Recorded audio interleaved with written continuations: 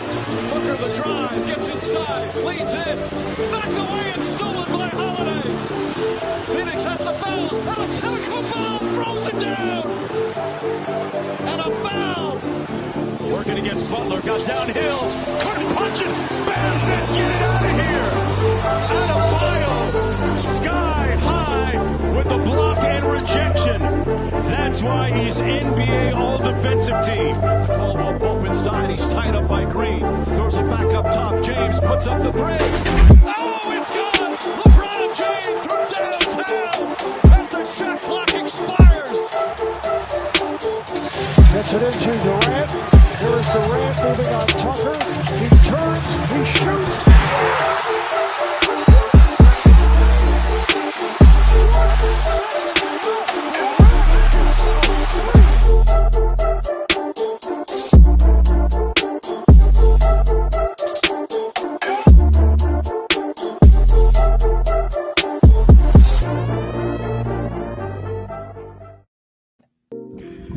Ladies and gentlemen, welcome to Deep Takes from 3. And now I know what you're thinking immediately. Where are the other guys? Don't worry, we're doing a free throw version. I'll be taking Deep Takes from 1 today. We got a bunch of stuff to talk about. I guess I have a bunch of stuff to talk about. We're going to be talking about all 8 playoff matchups. And just for my sake, this is normally about an hour-long show. I give myself a little bit of a timer here. I'm going to go about 6, 7, 8 minutes. Let me give myself this timer here right now. I'm going to give myself about 8 minutes for every single playoff matchup. We're going to be talking about all of them today. And so why don't we jump right into it? But first, I got to go shout out the boys from Free Baseball. They had a great show today. Go check that out on our YouTube channel. Go check that out on our pretty much all of our social media platforms. We've got Facebook, we've got YouTube, we've got Twitter. But yeah, we're going to talk about all things basketball today. Giving myself 8 minutes on my timer here. Bam. Let's get it going. We're going to start with the Memphis Grizzlies. They played the Memphis Grizzlies played the Minnesota Timberwolves on, I believe it was Tuesday. Oh my gosh, I can't even talk right now. On Saturday, the score at the end of the game was 130-117 in favor of those Timberwolves. And now it's got to be said right now, I'm a huge believer in the Grizzlies. But if you've watched this podcast for a while, you'll also know I'm a pretty big believer in the Timberwolves as well. So this matchup was something that I was really looking forward to. And as a matter of fact, I had the pleasure of spending the day in Philadelphia for my vacation on last week, and I was at a bar on Saturday, and I watched this game, and I got to tell you, it was one of those where everyone was paying attention, even if you weren't a big basketball guy, even if you weren't watching the game or watching the season like you think you would be. People were tuning into this one to watch some firepower. Anthony Edwards had 36 points and 6 assists. Karl Anthony Towns had 29 and 13, and even though it was in a bit of a loss, the showing of Ja Morant with 32 and 8, really, really strong performance by him. Kind of had that little bit of a D Wade moment. I know people have compared him to Dwayne Wade and Derrick Rose in the past. He has that same kind of game, but he really showed his Dwayne Wade out there today. Represent my Miami Heat. He had 20 free throw attempts. That's a pretty big number for any sort of player, especially a guard, but that's the kind of thing that superstars do. They get to the line, they get those free points. I have a little bit of a quote here by Grizzlies guard Desmond Bane, who in his own right is having a great season. He had the quote, "Physicality is something that we felt like we addressed coming into the series, and I didn't think that it was there tonight." Bane said of the Game 1 loss, "At least at the level it needed to be to win. We're going to have to get grimy out there to win a playoff series. We have to have more from a physicality standpoint," is basically what he's saying. Yeah, I mean, I would agree 100%. You don't have that physicality. You don't show that inner physicality when you allow the team to have 130 points, especially a team that's the 7 seed. No disrespect to the Minnesota Timberwolves, but a 7 seed should not be beating a 2 seed like that handily. Just a couple of things that stood out to me about this game. Steven Adams, loved his contributions during the season. He's an elite screen setter. He's an elite offensive rebounder. He's great on both ends of the ball, at least in terms of what his role is on the court, which is to be that big man. But it seemed like with the shooting of Karl Anthony Towns, the Timberwolves were able to basically play Steven Adams off the court. I think if you're going to go forward in the series, you need to have more of Brandon Clark out there on the floor. And, you know, if Steven Adams can maybe defend the perimeter a little bit, we're having a different conversation. But at this aspect, Brandon Clark is probably the better matchup to throw there on Karl Anthony Towns just to, you know, get him the ball or get him, you know, from stopping shooting as much as he does. Karl Anthony Towns isn't as strong as a lot of these post players are, so he relies on that shot more, and he's an elite shooter. So it might work in the Grizzlies' favor to go a little bit small on him. The Grizzlies did not shoot that well. They went 7 of 27. And yeah, it really showed just in like frustration on the Grizzlies end. DeAnthony Melton basically did nothing when you consider how good he has been in the past. Desmond Bane did not do as well as you would want him to. And if you're gonna beat a team like the Minnesota Timberwolves, who have offense, and you know, as much as Patrick Beverley might want to say they have some defense, they're not as great as they. You know, they're not as good as they could be. They're not as good as a team would want to be in order to make a deep run like that. However, yeah, I think that the Grizzlies still have a great chance in this series. It's going to be a tough one. It's going to be a tight one. And I'm excited to see what the rest of the series has going for them. They play here in, let me see. They play here tomorrow at 8:30 p.m. Eastern time. That game is in Memphis. So let's see if the Grizzlies can bounce back and get a win there, bringing the series to a 1-1. I predict they will. I honestly don't see why they can't relight and reimagine what they had going for them during the season. Ja Morant can go off again, and he gets a little bit more contribution from the rest of his team. Then we might have a 1-1 series, and I still predict the Grizzlies to come out of this series. Yeah, I would say one thing about the series that was very interesting to me watching this at a bar and watching this in general was the people who don't know who Ja Morant is and they see him on the court. I had a guy nudge me in the shoulder and he was like, "Who's that guy? Who's Ja Morant? I see this. Who is this guy?" And I gotta say, he's gonna be one of those dudes. He might not have it this year. And this might be his coming out party, and this might be that series or that playoff run. They get to the second round, maybe even the Western Conference Finals, basically on Ja Morant's back. If the other members on his team can't get it going like they want to, I see Ja Morant pretty much being one of the breakout stars for casual fans. Now, of course, everybody who's been watching basketball knows who Ja Morant is. Ja Morant is, if not a top 5, top 3 point guard in this league at this moment right now. That's my hot take. Maybe not that hot, but Ja Morant is very, very good. And you're going to start seeing your mom and your dad and your grandpa going, "Who is this Ja Morant guy?" I have family members who don't watch basketball, and so it's really funny being able to see who they know. And Ja Morant is one of those guys who I think your dad or your mom or whoever you don't know, your sister, your brother, who doesn't watch basketball, they're going to look at you and go, "Yo, I saw this video or I saw this clip of this guy making some incredible dunks." Yeah, that's just my little Ja Morant little tangent there. But yeah, I honestly see Timberwolves winning this one. They established themselves as a problem, of course, this year, being that 2 seed. And yeah, I don't see a reason why they can't do this and win this series. All right, we're going to move on to our next one. That was about a minute left on my timer, but we're just going to keep on rolling. We got Pelicans versus the Suns. All right. This game was a really, really bad matchup for the Pelicans. They don't really have the wing or the guard defense that you would want against these guys. Of course, you have Alvarado. He's very, very good in spaces and in times, but he's not going to guard Chris Paul. Paul scored 19 points in the fourth quarter. He finished the game with 30 in a game that ended 110-99. Monty Williams called it a classic Chris performance, and I really don't see a reason why you why you would watch this game and not think Chris Paul still has it. The Pelicans had a slow start. They cut a 23-point deficit into a 79 to 71 game by the end of the third quarter. They hit shots in the fourth, but, Chris Paul, I mean, that's really all I got to say about it.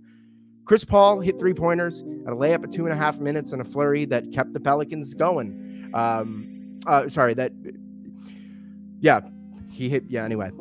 He was just so good. He quoted at the end of the game, "It's just reading the game. We watch games all day, every day. We got to watch all the games yesterday. We watched the games today. We know in the playoffs, teams aren't going to lay down." The Phoenix Suns did not lay down. They never do. The Phoenix Suns are incredible. They were 47-0 when leading after 3 quarters in the playoffs. I'm going to say that one more time for everybody who didn't hear that.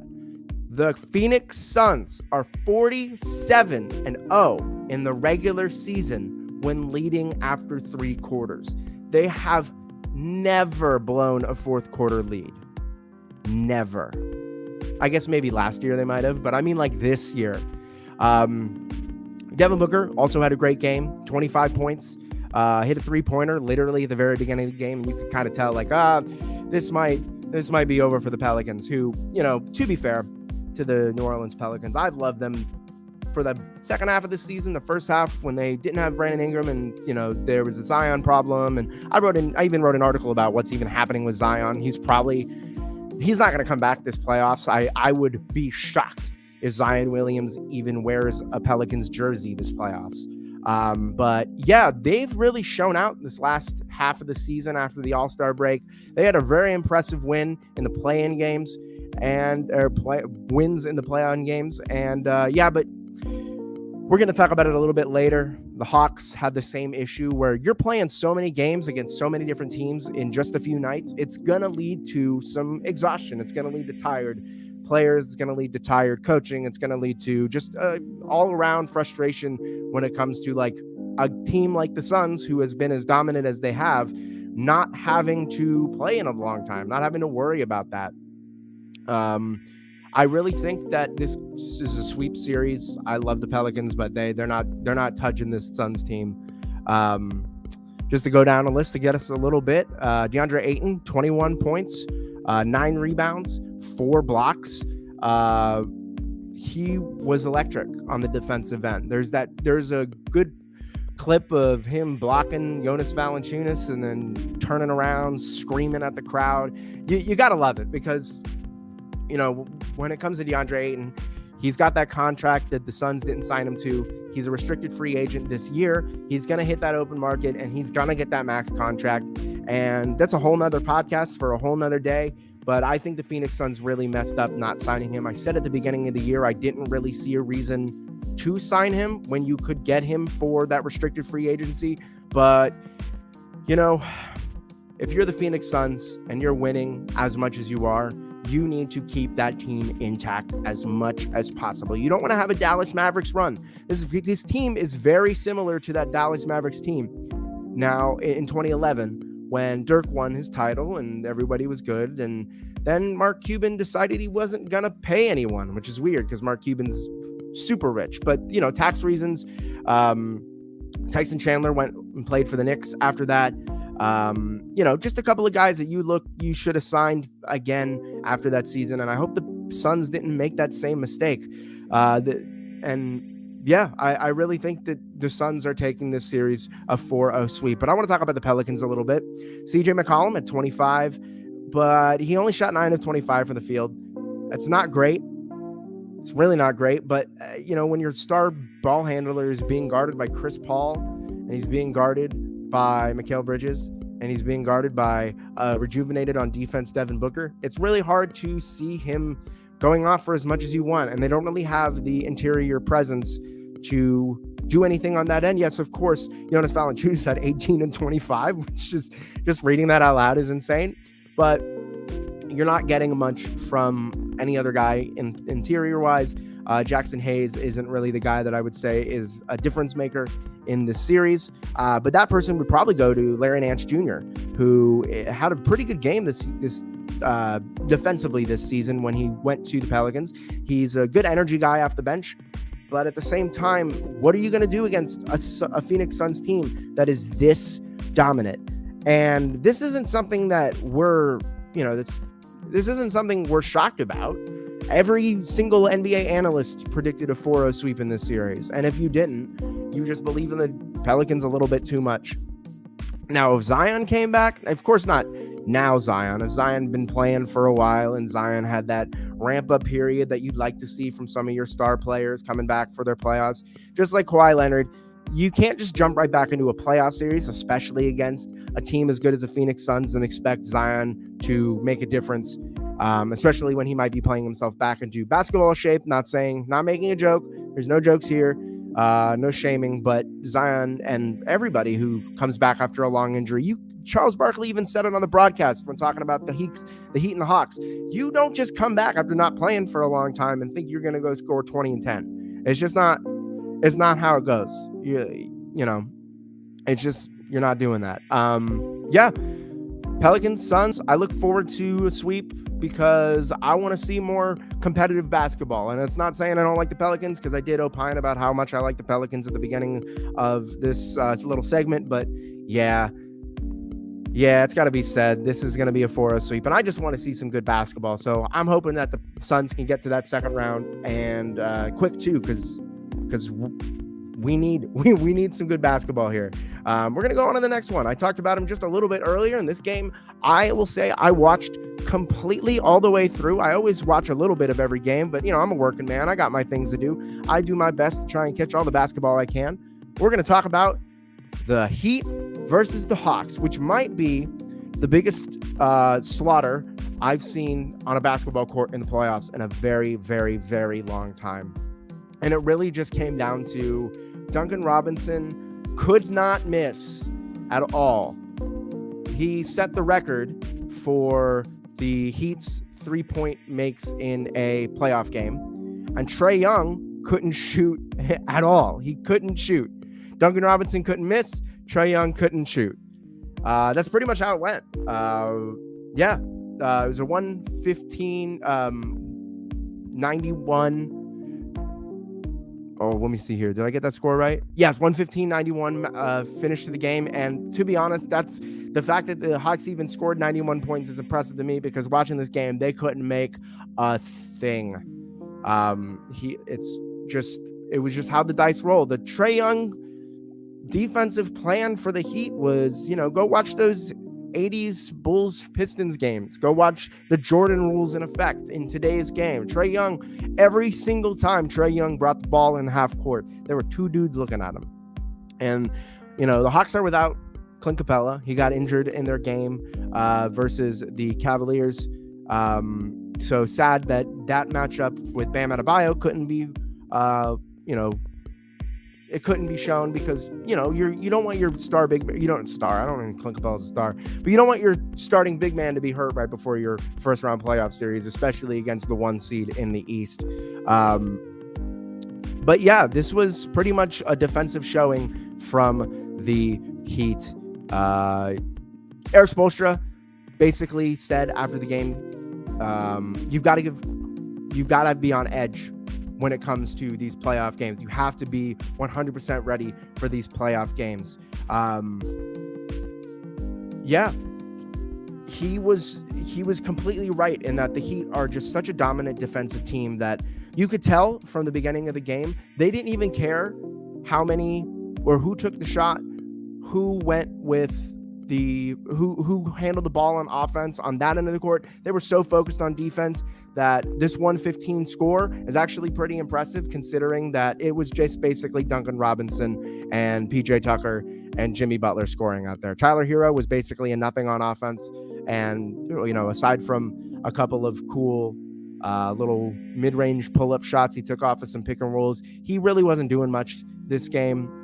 But yeah, I want to get back into a little bit the Hawks, because like I said earlier with the Pelicans, it really isn't fair for these teams to have to worry about, like, we just played 2 games in 4 nights and now we're going to go against the best seed in the conference. I don't think that's what the league was leaning towards when they when they created the play-in game. I don't think that the league was looking at it and going, hey, we have to worry about this because these teams might not get the rest they want. And I really do think that with the play-in tournament existing, it leaves a lot to be said when you think about first-round upsets. Why on earth would a team that has just played 2 games and exhausted some of their players, they're playing hard too. This isn't like just 2 regular season games at the end of the year. These guys are fighting for the playoffs. Why on earth is the NBA allowing for these games to be played so quickly back to back against one another? Yeah, and I think that's a good reason why Trae Young went 1 for 12. He quoted after the game, you got to give him credit. They came out aggressive. They did. And to be honest, it wasn't even close watching Trae Young shoot these shots. He was bricking them left and right. Love the guy. He's a great player. And at the beginning of the year, I said he was the second best point guard in the league. He still might be. He might be better than some players that I would say that maybe third, because I think Luka Doncic I had 2, Steph Curry 1, and then Trae Young 3. I'd probably change that today, but Trae Young's still a really good player. But like Nate McMillan said, Miami played at another level. We talked about that in our locker room. That in the playoffs, there's another level you have to get to. They showed us tonight there's another level we have to get to in order to compete in these playoffs. And that's really what it comes down to. Trae Young has no help. John Collins is a little injured, and he's coming off of an injury. Now, Trae Young might be confident that they're going to turn around. Atlanta went 3-0 in game 1s last year. Those wins were on the road, and Trae Young and his team went to the Eastern Conference Finals. And there's no doubt in my mind that they could, if they played a different team, get back to that. But this Heat team is so dang on good defensively. I don't see Trae Young doing anything in this series, at least from a making his team better standpoint, because that Heat pick and roll defense is absolutely absurd. But there was at one point in the game where they were down by 30, and no matter how good of a player Trae Young can be, being down by 30 is not an easy deficit to overcome when the other team is rolling as much as they did.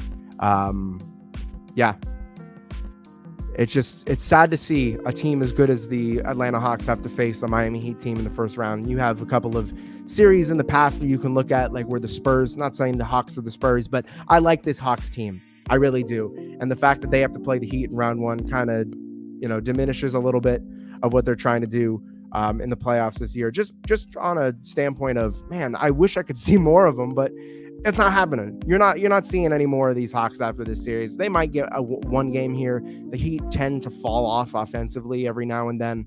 But yeah, I really don't see a reason why the Hawks team is going to make it past the first round. All right, bang, next series. Ooh, we're getting through this. 23 minutes in, we're going through more playoff series. And this is the one that everybody was waiting to hear about. This is probably the best game of the night, and it ended on a buzzer beater from Jason Tatum doing a crazy spin move in the lane from a pass. But we got the Celtics versus the Nets. Jason Tatum was electric in this game. He had 31 points. He had a buzzer beater, the first one of his career, and I think, if I'm remembering this correctly, one of the first ones that I can remember in a while that happened in a playoff game that was this televised. Of course, you have some Damian Lillard ones. Of course, you have a couple of them from the past you could probably dig up. But everybody on NBA Twitter was talking about this. Everybody on NBA Reddit's talking about this. Jason Tatum was crazy. It doesn't get any better than that. You can't dream of a better situation than making a playoff buzzer beater at home. He tried that one, and I'm bringing up the Heat. Of course I am. He tried that one against the Heat in the playoffs, blocked by Bam Adebayo. You saw it in the intro. I always play it. I added that for a reason. But yeah, I think really the story of the game is just the electric play and the superstar jump of Jason Tatum. We know he was great. We know he's incredible. But when he brings it in a playoff series like this as the lead dog on his team, the Boston Celtics defensively are already unstoppable. And if you can have a guy like that, it's crazy. And Marcus Smart throwing it to him, Marcus Smart being the defensive hound that he is, this team is going to go far. And I think I maybe we talked about this. Maybe Devin and Isaiah talked about this last week, but man, I don't see a reason why Boston doesn't come out this series. It's going to be a tough one. This might go to 7 games. This was a close game. I would predict a Game 7 win from the Celtics. Just defensively, they're crazy. Team-wise, they're incredible. On the offensive end too, all 5 players on the floor touched the ball at the end of the last possession of the game. But on the other end of the court, you got Kyrie Irving and Kevin Durant, who, while Kyrie had 39 points and 18 in the fourth, Kevin Durant seemed to disappear a little bit during that game. Yeah, he ended up with 23, but that was on 24 shots. He quoted at the end of the game, "They did a good job of forcing me away, then helping in the paint. I just got to be more fundamental in my moves. I feel like some shots went in and out for me." Well, Kevin, that's pretty much how basketball works. Some shots don't go in, some shots do. But at the same time, you have to realize that this defense of the Boston Celtics might have stopped Kevin Durant. And that's not an easy task. And that comes with team basketball. You're not going to be able to stop Kevin Durant if this isn't a concerted effort from all 5 players on the court. And if there's one team that we know that is defensively absurd, number 1 net rating in the league, number 1 offense, number 1 defense in the last 15 regular season games, this Boston Celtics team is crazy. And it hurts me as a Miami fan to say just how good these Celtics are, because they are very, very good. And I do not see a reason for them not to make the Eastern Conference Finals. They're in that 8 seed, or they're in that 2 seed, playing probably the best 7 seed I've seen in a very, very, very long time. And it still looks like an absolute killer for anybody who has to face them. They had a 23-8 run at halftime. Marcus Smart was hitting threes. When you have Marcus Smart hitting threes and playing the defense that he does, coincided with Jaylen Brown and Jason Tatum, you're not fighting against these guys. You're not doing it unless you got Kyrie Irving, who went off in the fourth. And, as good as Kyrie is that happening every game? Are you going to get a 98-97 game at some point after a giant run like the Celtics had? And then 107, 102, and they're winning, and then the Celtics come back and beat them? Come on, man. You gotta realize that this Celtics team, whatever struggles they had at the beginning of the season, whatever issues they had going on, this team is so freaking good now. And that's what matters now. It doesn't matter what they did at the first 10 games of the season. If that was the case a couple years ago, there would have been some Hornets players winning some games. I remember right after the Gordon Hayward trade, this Hornets team had a couple of good games, and people were ready to give Gordon Hayward some sort of first team all NBA. And let me be clear, folks, it ain't how you start, it's how you finish. And if Boston isn't a better example than that, I don't know what is. I do want to point out there's a great clip of Kevin Durant playing defense on that last possession. And whether or not you believe he was in the wrong on this, because there are some people who were pointing it out on Twitter, he was guarding the perimeter. You can't just leave guys open like that. But Kevin Durant standing still on that last possession is going to be memed to all hell. And I love Kevin Durant. He's a little bit of a fragile guy on outside of the league, but when he's playing basketball, he's a killer. He's better than 99.999% of basketball players in the world. Some would even probably put him as the best in the world. But when you're standing still and then just doing a little turnaround during your defensive possession, it's a little hard to take you seriously as a contender in this league when you can't play defense. And if the Nets proved anything, they can't play defense. And you've seen that throughout the year when you're relying on Andre Drummond to be your defensive rim protector, when you're relying on guys like him who, while Andre Drummond is a good player, he's not a defensive threat in any respect other than the verticality. And it really just comes down to what I just said. Andre Drummond isn't going to win you defensive matchups. He's also not winning you offensive matchups when the Celtics outscore the Nets 56-32 in the paint. Now, Robert Williams isn't playing, obviously. A great season from him. People were even looking to give him some all-defensive nod, and I agree that there are some very solid cases for that. But it seemed to me that even without him, this Boston Celtics team is tremendous defensively. Al Horford played incredible as well. 20 and 15 at 35 years old. It don't get better than that, folks. I wish I could do what I wish, at 35 years old, I might not be an athlete, but if I could do as well as Al Horford does at his job when I'm 35, I'll be making some pretty good money. I'll tell you that right now. Now I'll say this. Kyrie Irving had a little bit of a moment with the Boston Celtics crowd. And I love what he said. He said, quote, they have the same energy they have for me. I'm going to have the same energy for them. It's not every fan. There's only but so much you can take as a competitor. Now, I've been a critic of Kyrie Irving in the past.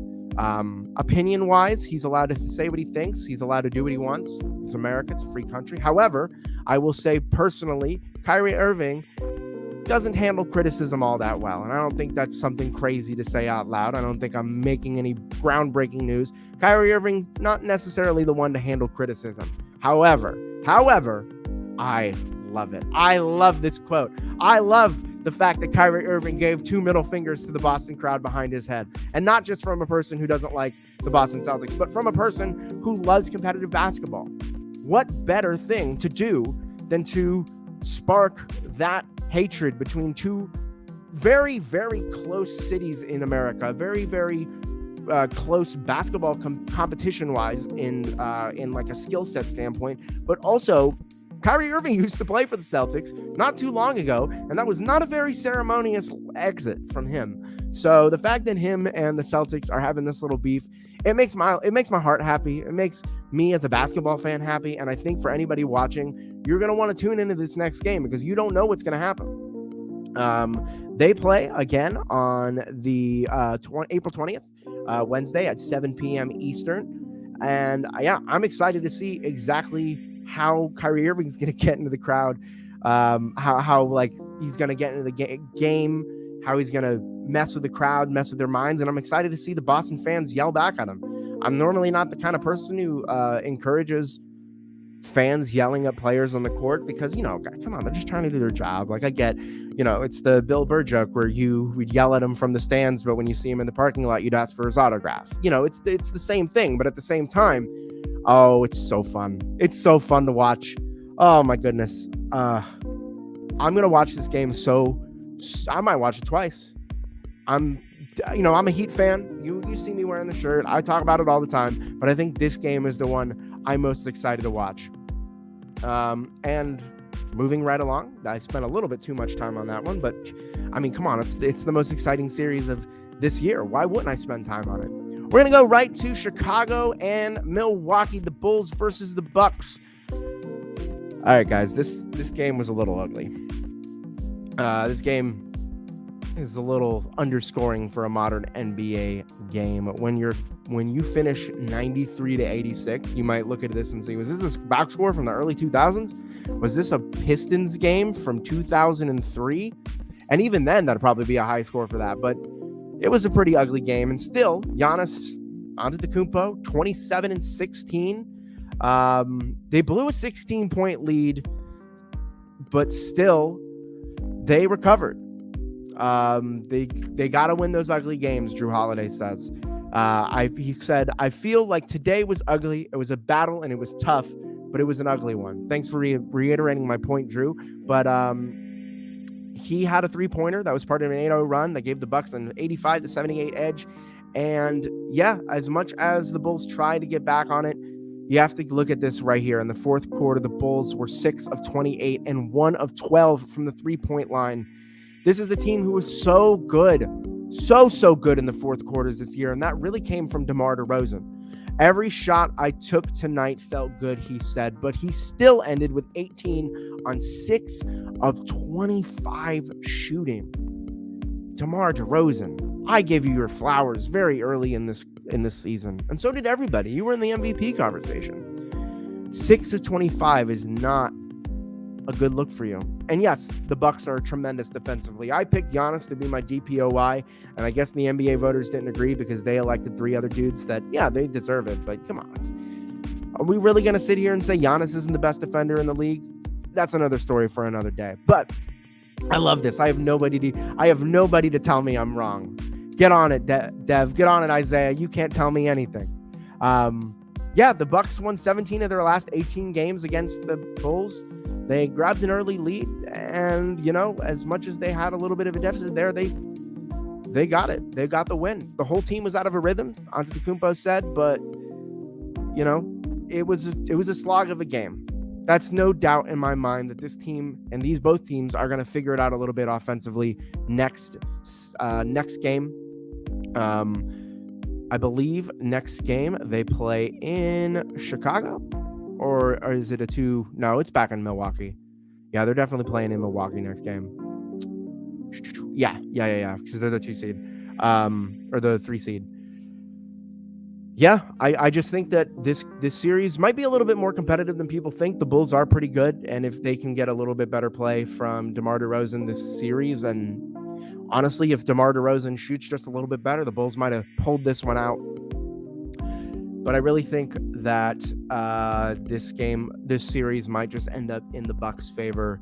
Inevitably, they are the favorite to make it out of the East at this point, other than maybe the Celtics. And, you know, the Heat don't get the respect they deserve, but, you know, that's what the odds are. You can't really say Vegas is wrong because they're the ones who make it up. But I gotta say, the Bucks this year are primed to beat this Bulls team, maybe in 5-6 games. I'd give them 6 just because of you never know. You might get a DeMar DeRozan fourth quarter where he has 20.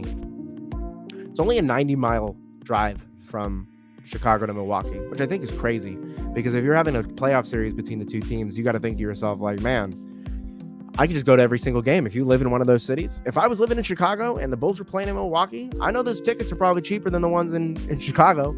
I'm just saying, this series is like the battle of two teams, very close, very gritty cities.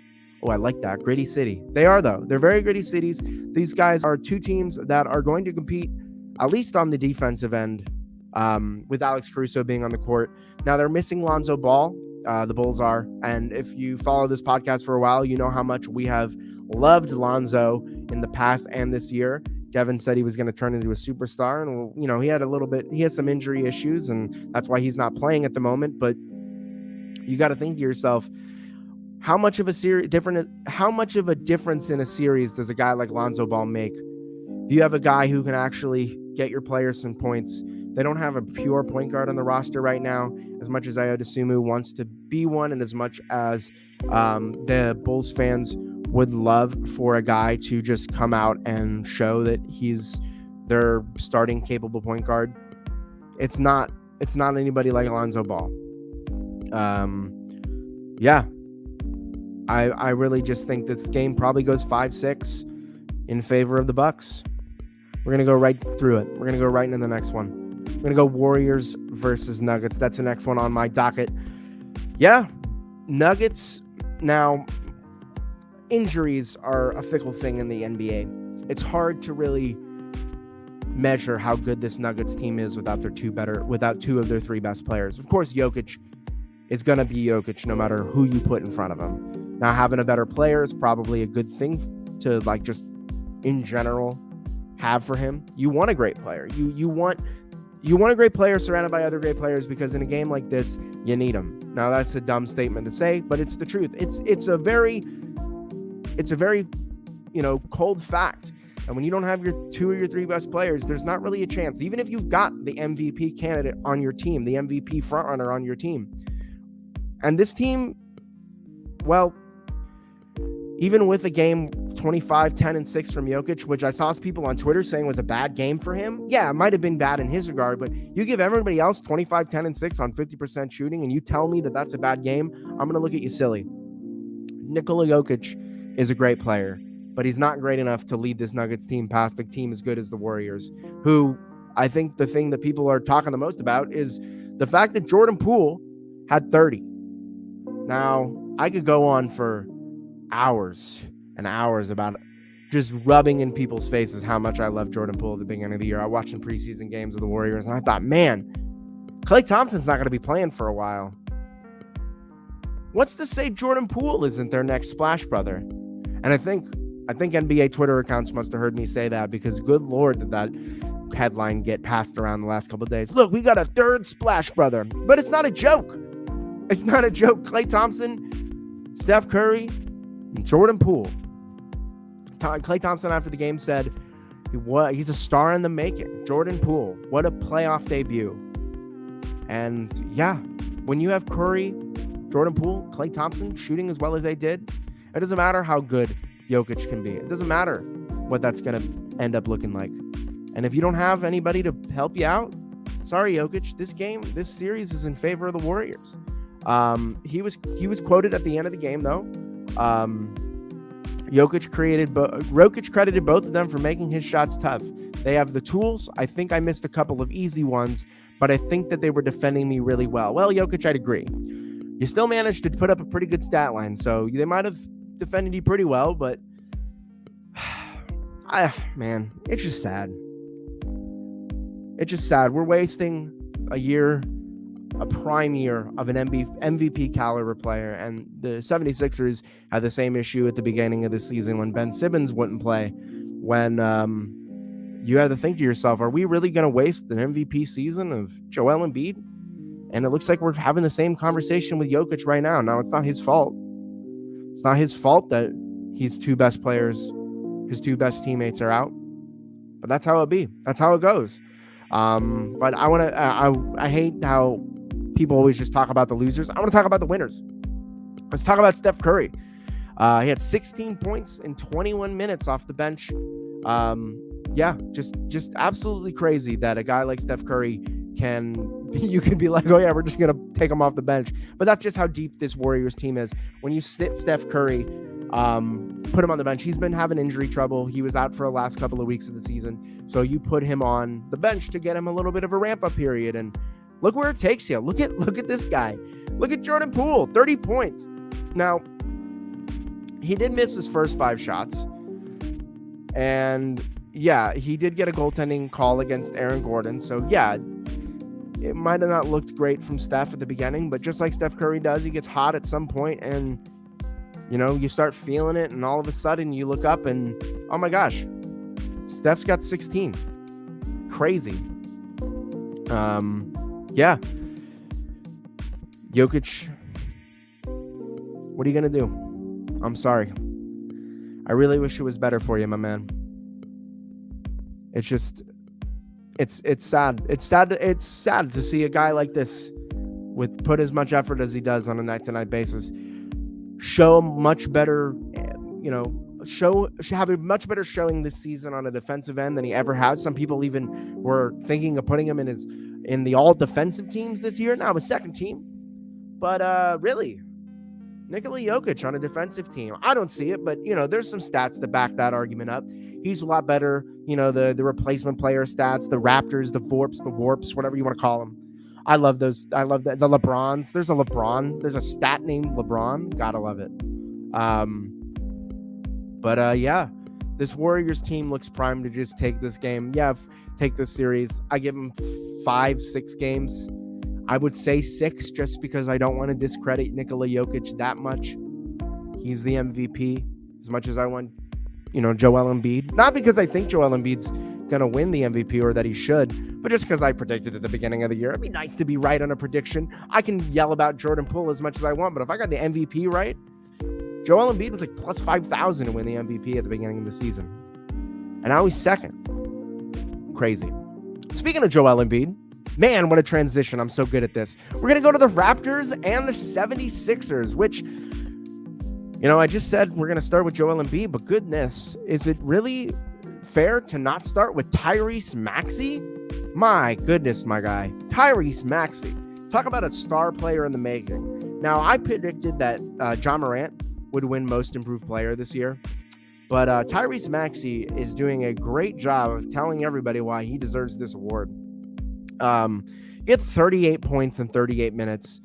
And that's from a guy who really has to worry about being the third option on a team. But when James Harden is a willing passer like he was this game, averaging 14 assists, 22 points, and Joel Embiid, not scoring as much as you would think. If you looked at the stat sheet and said, oh my gosh, Joel Embiid only had 19. And he was did they lose? No. No. When you have contribution from other players, your MVP doesn't even need to play as well as he does.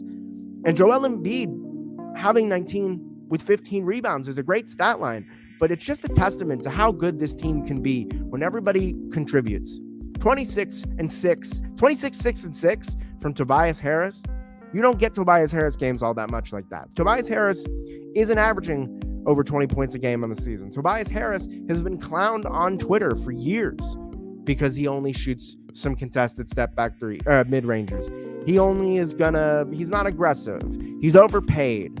But you know what? When you put up 26 in the playoffs against a team like the Raptors who are primed to stop him, Tobias Harris is the perfect player for the Toronto Raptors to play against. And he still puts up 26.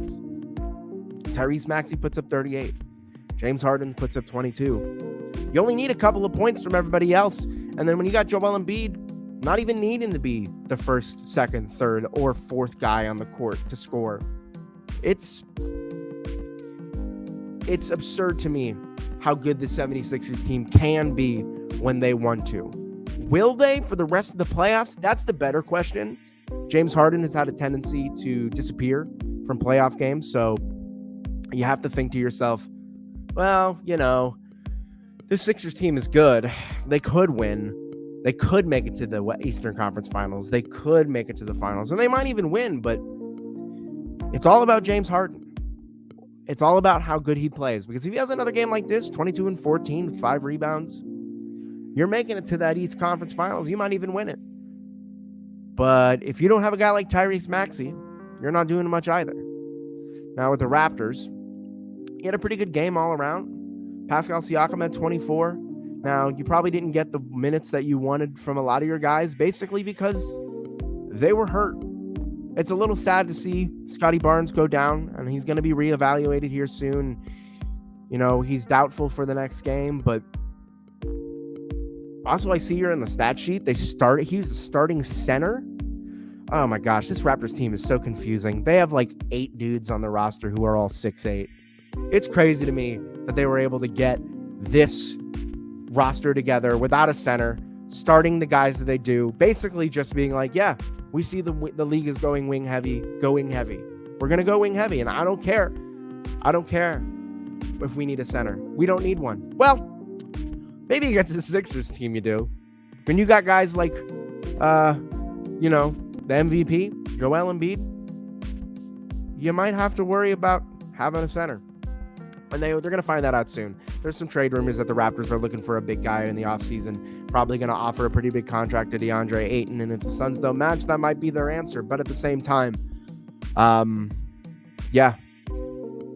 it's sad to see that the Raptors might lose this series just because of injuries. Now, to be fair, you have a guy like Matisse Thybulle, who we found out a couple of weeks ago that was not vaccinated, and due to the COVID-19 policies in Toronto, Matisse Thybulle is not allowed to play in Canada whatsoever. So I don't even believe he's allowed to travel there. So he's going to be sitting at home watching this game, bucket of popcorn, doing whatever he wants.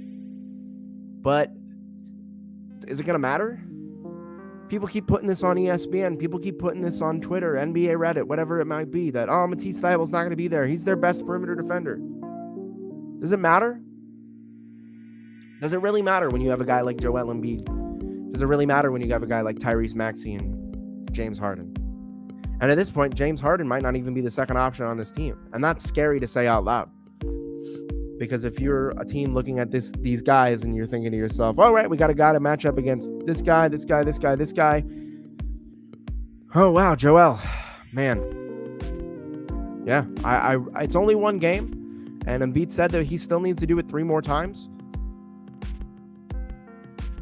But I don't see a reason for the 76ers not taking this series, possibly in 6. Maybe now that Scotty Barnes, who arguably could be the Raptors' second best player, he might be out for the series. Maybe 5. but I'm going with the 76ers, and I'm going to say 6. I'm going to give the Raptors a little bit of credit here. I'm going to give them a 6 in this one. All right, last game. Oh my gosh, I've been going for 50 minutes by myself. Everybody give a round of applause for me. I'm doing so well. Jazz versus Mavericks. Oh, talk about a game. Talk about a series. Talk about a player who I would love to see. Luka Doncic. Oh my goodness, isn't it sad? Luka's hurt. Why are you watching this series? Luka Doncic is the reason to watch the Dallas Mavericks. And to be honest, without him, they don't stand a freaking chance. This might be a 4-0 sweep without him. Yeah, of course they want him back. But are you really going to risk the franchise player for, this team? Not saying that they're not competitive, not saying that they're not good, but are you really going to risk this amount of potential heartbreak in the future for a round 1 matchup where you made a trade mid-season, you traded your second best player?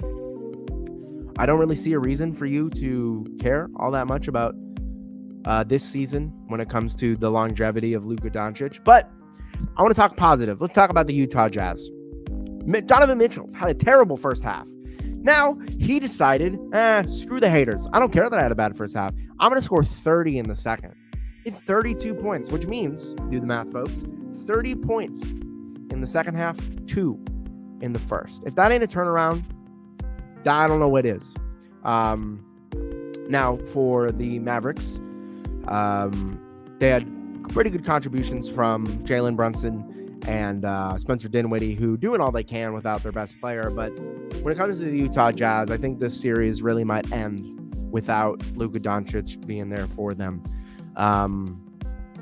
Without Luka Doncic being on the other side of the court. Rudy Gobert, Defensive Player of the Year candidate. Now, that might be, you might get laughed out of the business if you say that out loud, Kevin O'Connor. But at least for right now, he is a Defensive Player of the Year finalist, and he showed his defensive impact last night.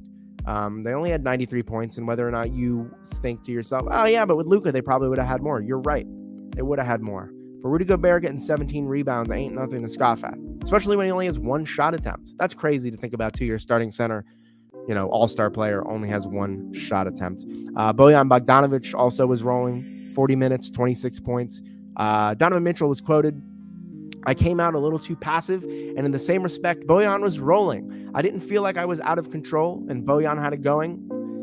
Yeah, I think that's really the story of the game here. Donovan Mitchell had that little bit of a shaky start, and then players around him were like, all right, I guess it's my turn to step up. And if you could step up like that, if you can step up in a way that your star player, you can still win the game,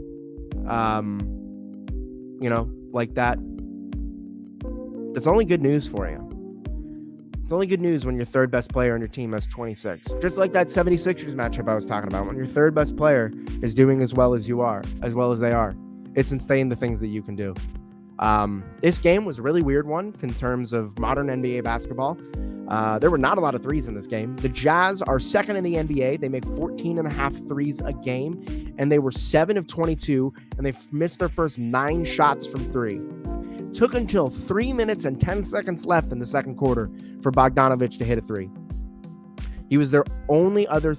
He also only had their only other 3 when it came to halftime, and that was with 2.5 seconds left.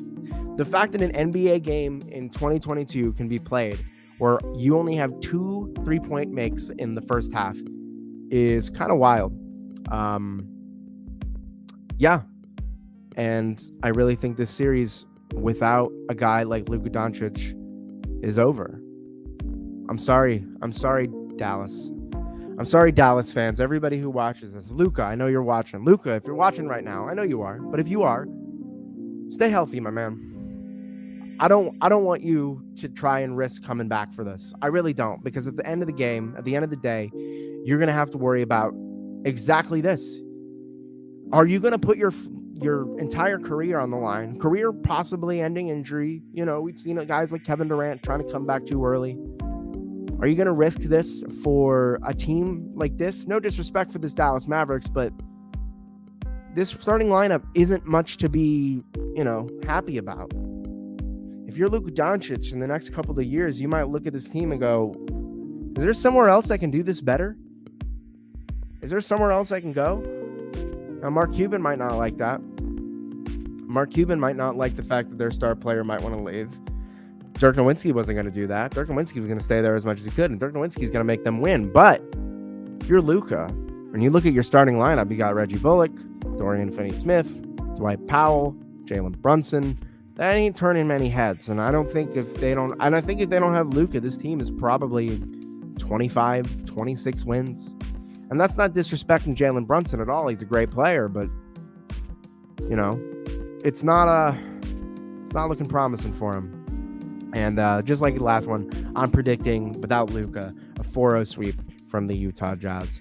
But yeah, oh my gosh, did I really just get through all 8 podcasts, all 8 topics by myself? I'm pretty decent at this podcasting thing, I gotta say. Let's keep it going. Let's go. We're gonna go next week. Check out all of our stuff at theathleteshub.com or .org. Oh my gosh, I just plugged that. So check all of our stuff at theathleteshub.org. We got articles all the time. Basketball. Me and Devin and Isaiah just did a top 20 Western Conference and Eastern Conference power rankings for our playoff teams, 1 through 20, going down the list. We got baseball. We got some soccer talk all the time. We're always posting articles about literally everything, every sport you're even thinking of. You know what? I'm going to start watching cricket. I'm going to start posting some cricket articles. You watch out for that. That's not true, but we'll see. We'll see. Go watch Free Baseball. They went live at 4. Check out the rest of these episodes of all of our podcasts. 17 down, my friends. We are 17 podcasts in to Deep Takes from 3. Today, we're just shooting a free throw on the one-man show, but we got basketball talk every single week. Okay. Whew. Man, I can talk for a long time. All right, guys. Thank you for tuning in. If you, if you're interested in checking out more of our stuff, more of my stuff at G Sunnyburger NBA on Twitter. Check out our YouTube channel. Check out our Facebook page. We're trying to get it going over there. We go live all the time. Anytime some big news breaks, we probably will pop on the pod and go live. We had the trade deadline podcast a couple of months ago, and that went really well for us. So we're going to try to keep going with those. I'm going to do my best to get as much content going out during these playoffs as possible. And you're going to hear back from the 3 of us next week. I'll be joined by Dev and Isaiah, but from the bottom of my heart, I thank everyone for tuning in. Peace out. Love you guys. And check back with us next week. Bye. Oh, there we go. End broadcast.